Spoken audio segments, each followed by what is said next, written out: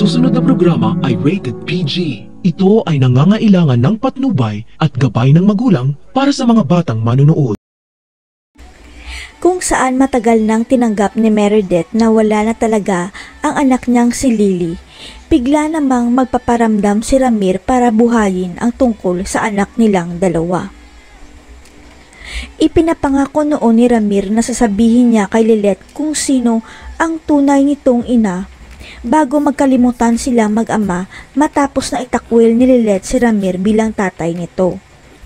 Nagawa lang naman ni Lilette na itakwil si Ramir bilang tatay niya dahil sa pakiusap ng kapatid niyang baliw na si Trixie na si Lilette na mismo ang lumayo sa pamilya nila.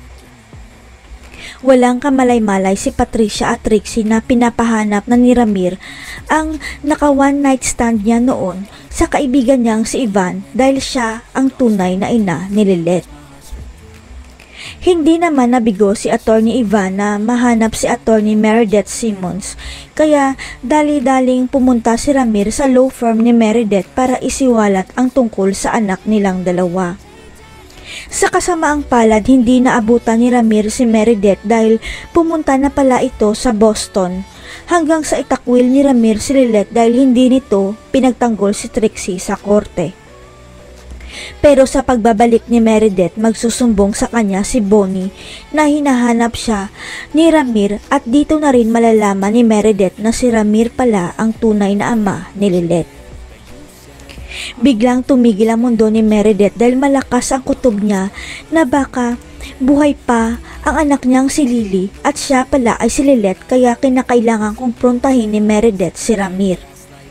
Ang malaking problema, hindi na mahanap ni Meredith si Ramir at alam ng lahat ang ginawang pagtakwil ni Ramir kay Lilette, kaya sikretong mag-iimbestiga na lang si Meredith.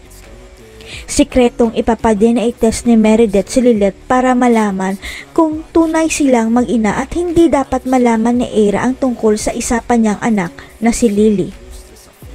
Hanggang sa lumabas na ang resulta ng DNA test at 99% nagmatch ang DNA ni Meredith kay Lilette, ibig sabihin alam na ni Meredith na siya pala ang tunay na ina ni Lilette. Kaya-kayang isiwalat ni Meredith sa lahat na siya ang tunay na ina ni Lilette, o itatago ni Meredith ang katotohanan dahil ayaw niya na magalit si Ira. Abangan.